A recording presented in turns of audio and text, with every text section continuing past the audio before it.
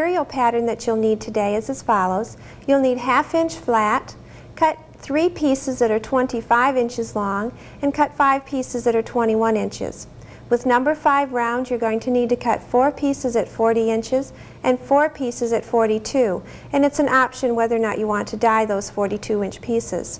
You'll also need 3/16 inch for your weavers and number 3 round for weavers also. I already have mine cut, and mine are soaking. Remember, you need to soak them in warm water for about 3 minutes, maybe 5, up to 5. I'm going to need a dictionary too, so I'm going to get that out. Something heavy to hold the books down. You're going to mark these on the right side.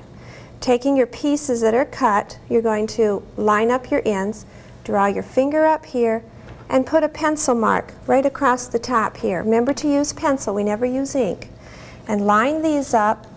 Take these 5 pieces and we're going to line them up underneath our book here. I want the center pencil marks all in a straight line. I think I have one piece here that I've marked on the wrong side. So I'm going to take a minute and flip it over. Kind of line up my ends down here.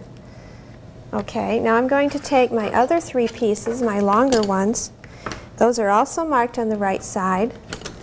We'll bring this down a little bit for you so you can see better.